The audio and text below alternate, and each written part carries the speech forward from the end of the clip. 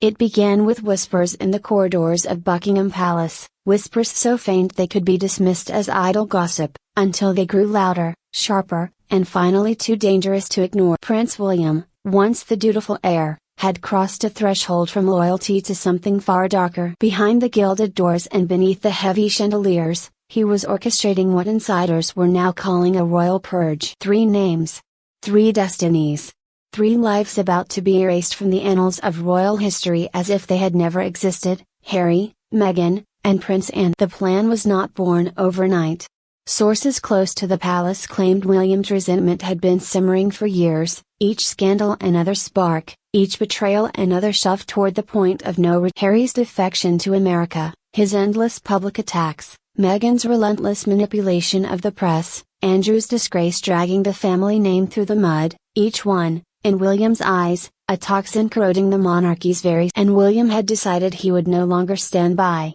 This was no mere political maneuver. This was a coup, executed with the precision of a chess master and the cold resolve of a man who knew the stakes were nothing less than the survival of the. In secret meetings cloaked in coded language, allies were summoned, trusted aides, senior courtiers, and a few influential figures outside the palace with the power to move the press and sway. The mission was clear: dismantle the reputations of the chosen 3, strip them of royal privileges, and erase their names from official records. But the most shocking detail was the timeline. According to one insider, William's operation was set to culminate on a single day, an orchestrated day of silence where, without warning, official royal biographies, portraits, and public acknowledgments of the trio would vanish. Their patronages reassigned, their titles rescinded, their connections severed as if history itself had blinked and rewritten them. In private, William spoke of protecting the throne for George, but the tone, icy and calculated, suggested something more primal.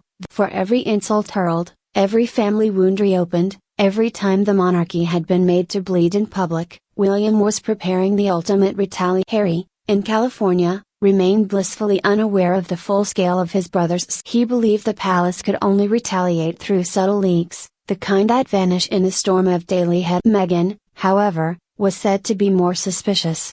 According to a Hollywood source, she had sensed something shifting in the royal power dynamic, a tightening of. As for Andrew, the Duke of York, he was mired in his own scandals, believing himself already at rock bottom. He could not imagine that his own nephew was preparing to bury him politically, and perhaps permanently, in the depths of royal obscurity. The trigger for the operation was said to be a dossier, hundreds of pages of meticulously gathered intelligence, from financial indiscretions to unreleased statements, all compiled under William. The existence of this dossier, codenamed Project Sovereign, was itself a dangerous. If leaked, it could ignite a media firestorm so devastating that not even the palace's centuries-old walls could contain. On the chosen day, William's coup would be bloodless but absolute.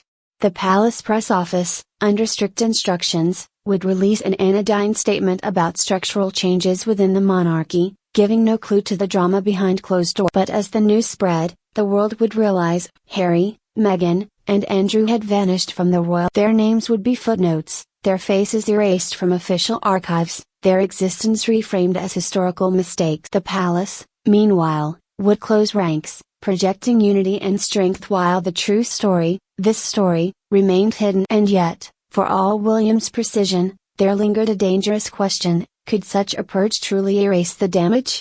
Or would it unleash an even greater storm, with Harry and Meghan turning every platform they possessed into weapons of war? Whispers say William was prepared for that too. In the deepest vaults of the palace, beyond the reach of prying eyes, lay the final safeguard, evidence so explosive it could end the Sussexes' influence. But whether he would dare use it, that decision would be made only when the war finally broke.